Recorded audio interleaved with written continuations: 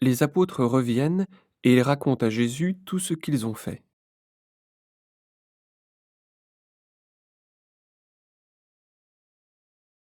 Jésus les emmène loin des gens, vers une ville appelée Bethsaïda.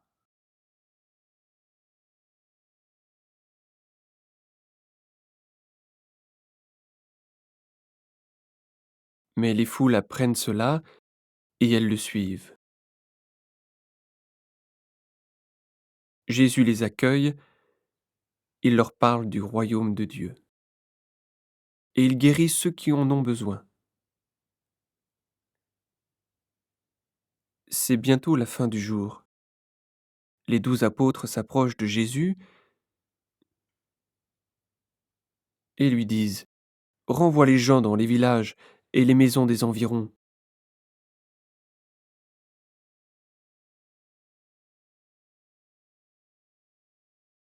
Là, ils trouveront un lieu pour loger et quelque chose à manger. En effet, ici nous sommes dans un endroit désert. Mais Jésus leur répond: Donnez-leur vous-même à manger. Les disciples disent: Nous avons seulement 5 pains et 2 poissons. Est-ce que nous devons aller acheter à manger pour tout ce monde? Jésus dit à ses disciples: Faites asseoir les gens par groupe de 50 à peu près. Ils obéissent et font asseoir tout le monde.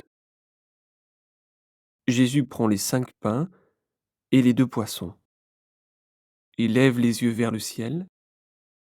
Il dit une prière de bénédiction sur les pains et sur les poissons. Il les partage et les donne aux disciples. Alors les disciples les distribuent à la foule. Tous mangent autant qu'ils veulent. Et on emporte dans 12 paniers les morceaux qui restent.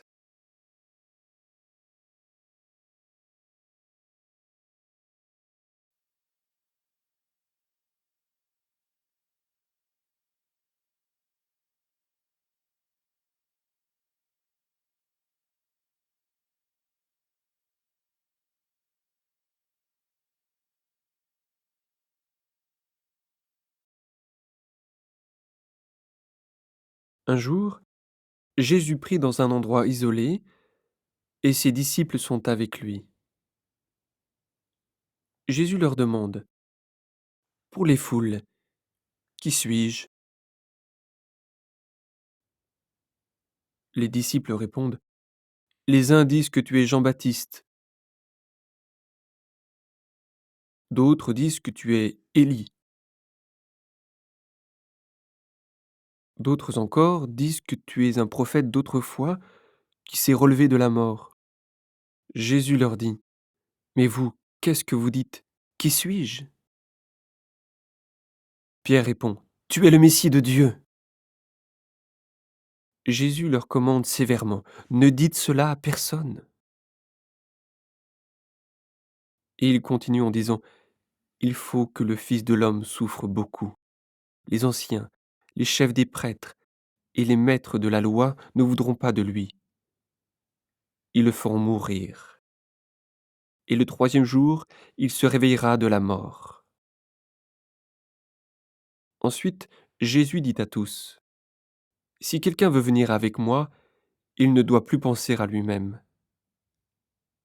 Chaque jour, il doit porter sa croix et me suivre.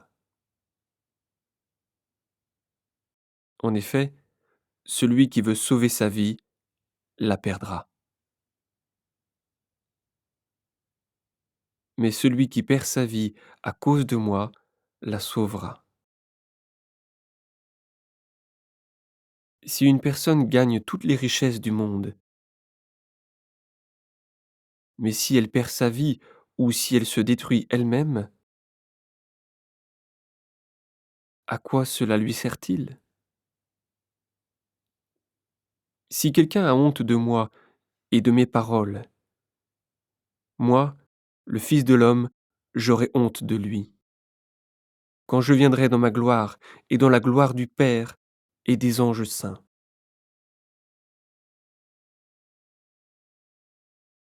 Oui, Je vous le dis, c'est la vérité. Quelques-uns ici ne mourront pas avant de voir le royaume de Dieu.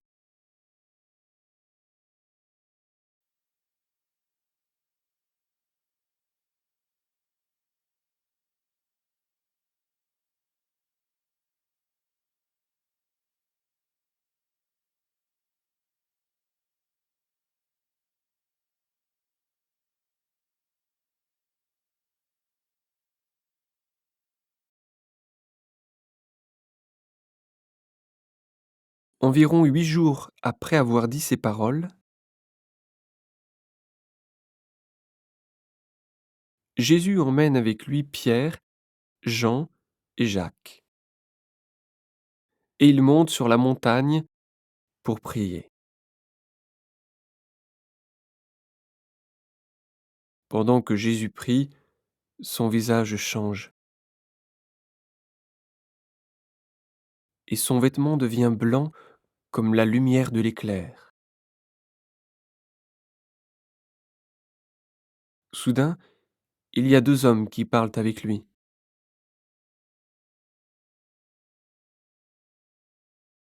C'est Moïse et Élie. On les voit entourés de la gloire de Dieu. Ils parlent avec Jésus de sa mort prochaine à Jérusalem. Pierre et ceux qui sont avec lui dorment très profondément. Quand ils se réveillent, ils voient la gloire de Jésus et les 2 hommes qui sont avec lui. Au moment où Moïse et Élie vont quitter Jésus, Pierre lui dit: Maître, c'est une bonne chose pour nous d'être ici. Nous allons faire 3 abris, un pour toi, un pour Moïse et un pour Élie. Mais Pierre ne sait pas ce qu'il dit. Pendant qu'il parle, un nuage arrive et il les couvre de son ombre. Au moment où ils entrent dans le nuage, les disciples ont peur. Une voix vient du nuage et elle dit: Celui-ci est mon fils, c'est lui que j'ai choisi. Écoutez-le. Les disciples gardent le silence. Et ces jours-là, ils n'ont raconté à personne ce qu'ils ont vu.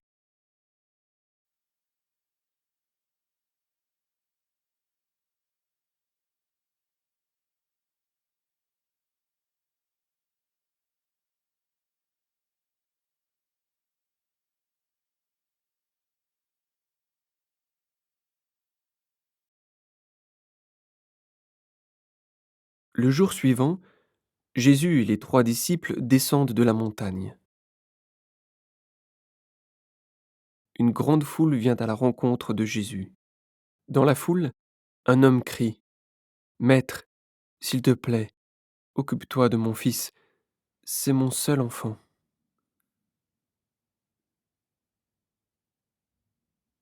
Souvent, un esprit le saisit et tout à coup, il le fait crier.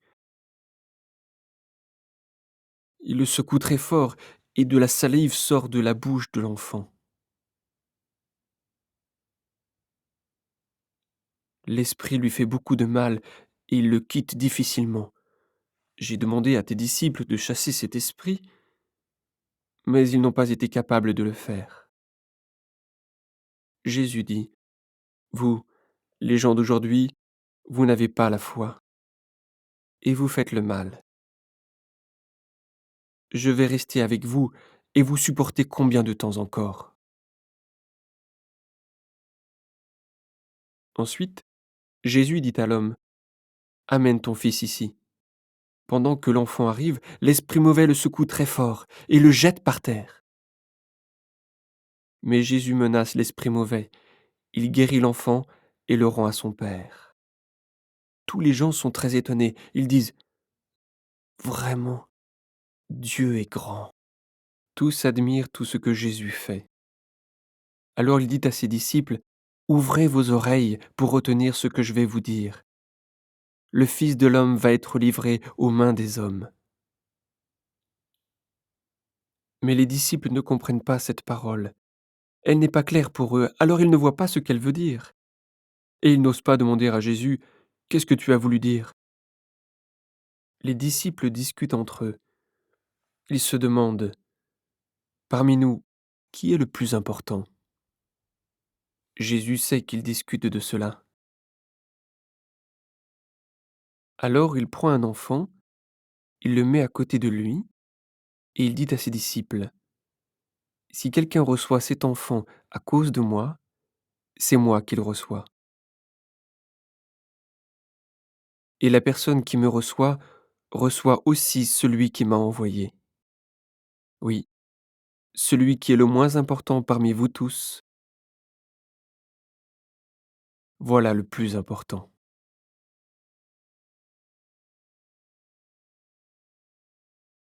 Alors Jean dit à Jésus: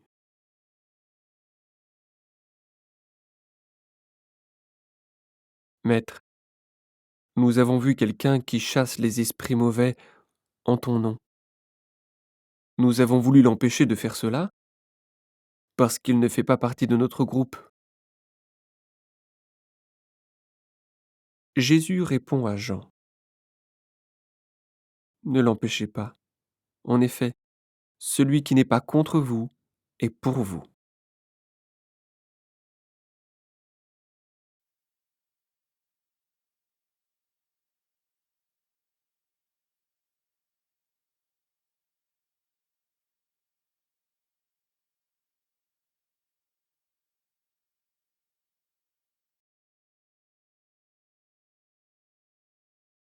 Le moment approche où Jésus doit quitter ce monde. Alors il décide avec assurance de prendre la route de Jérusalem. Il envoie des messagers devant lui. Les messagers partent et ils entrent dans un village de Samarie pour préparer la venue de Jésus. Mais les habitants ne veulent pas le recevoir parce qu'il marche vers Jérusalem. En voyant cela, les disciples Jacques et Jean disent à Jésus: «Seigneur, si tu veux, nous allons commander au feu de descendre du ciel et de détruire ces gens-là.» Mais Jésus se retourne vers eux, il leur fait des reproches, et ils partent vers un autre village. Ils sont en route, et quelqu'un vient dire à Jésus: «Je te suivrai partout où tu iras.» Jésus lui répond: «Les renards ont des trous pour s'abriter, et les oiseaux ont des nids, mais le Fils de l'homme n'a pas d'endroit pour se reposer.» Jésus dit à quelqu'un d'autre: «Suis-moi.» Mais l'homme répond: «Seigneur, permets-moi d'aller d'abord enterrer mon père.» Jésus lui dit: «Laisse les morts enterrer leurs morts. Toi, va annoncer le royaume de Dieu.»